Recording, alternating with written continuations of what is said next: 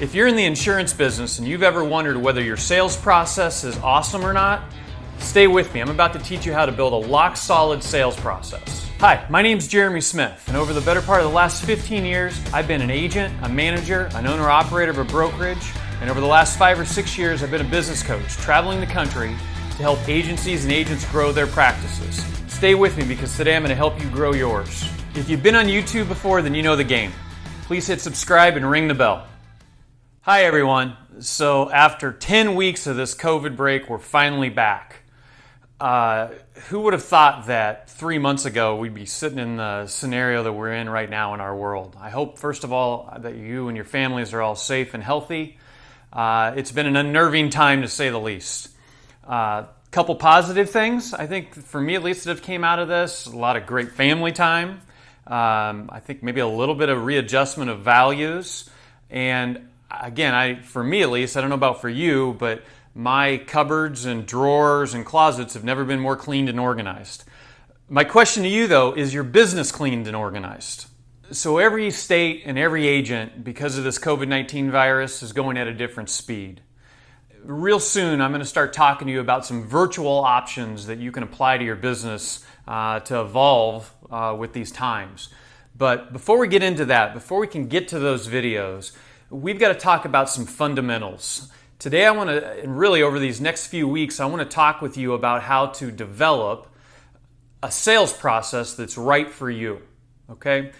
Whether an agent knows it or not, whether a salesperson knows it or not, every one of them, no matter what they're selling, has a sales process. Some have got it documented and they're very conscious about every step throughout their sales process. Most just use their wit, charm, and personality and they wing it, okay? I'm here to tell you that one answer is correct and one is not. In my opinion, the first step in achieving greatness is being very conscious about all the steps in your sales process. And so let's get into this. The first step in the sales process is the warm-up. That's that uncomfortable time when we walk into a prospect's home where we've never met them before, and we've got to get them in a very short period of time to somewhat like us, to accept us, and hopefully to some degree to trust us. I want to talk with you about three things that, in my opinion, during a warm-up, you should be asking, and they should be conversation pieces during this warm-up, okay? Number one, when I walk into somebody's home, one of the first things I ask them is I ask them about their family. First of all, it's a question that almost anybody is going to open up to and probably just talk about. Everybody likes talking about their family. But there's a reason why I want to know about their family. The reason why is because if I find out that Earl and Margie's daughter live across the street, I probably better ask real quickly, does she need to be here for this meeting? Do you make your own financial decisions? Or am I going to go through all of this and then you're going to tell me at the end of it, well, I got to go talk to my daughter? Because if that's the case, I might as well pack up and come back when the daughter can be there, okay? That's question number one. Question number two, I like to ask them what their hobbies are. Again, it's a question that they'll open up to pretty easily. It makes things warmer, but there's things I need to know about that. The reason why I want to know what they do for their hobbies is if let's say I've got a guy that tells me he golfs 6 days a week in his retirement, versus another guy who tells me that his hobbies is go to the senior center and play pitch 3 times a week, that probably gives me somewhat of an idea about their health and mobility. You're a life insurance agent, you're a health insurance agent. A lot of the things you sell have a lot to do with their mobility and their health. I already have a cue before we even sit down and do business about what I'm looking at. The third question I like to ask is I like to ask them about their career. What do they do in their life? Again, it's something they're normally more than willing to talk about, but there's a financial aspect to this. If I find out that he worked for the railroad for 30 years, I probably know that he's got a pension, and so I know a little bit about his retirement.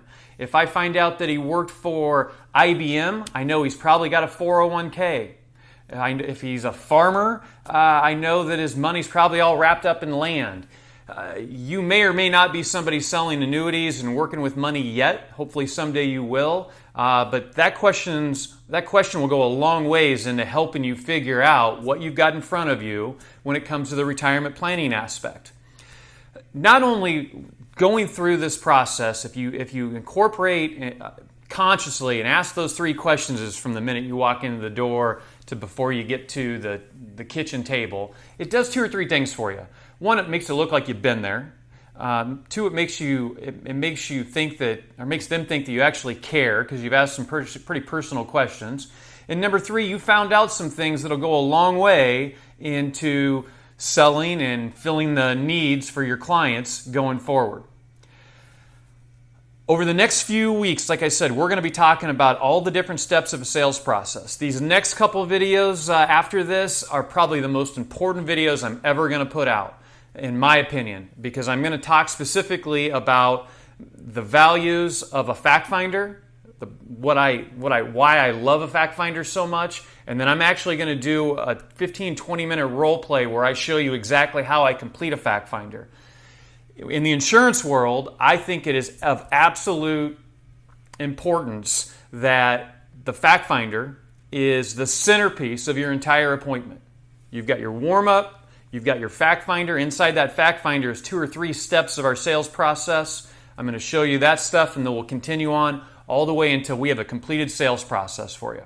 With that being said, please remember to like, subscribe, comment. I'll always get back to you, and we'll look forward to seeing you in our next video.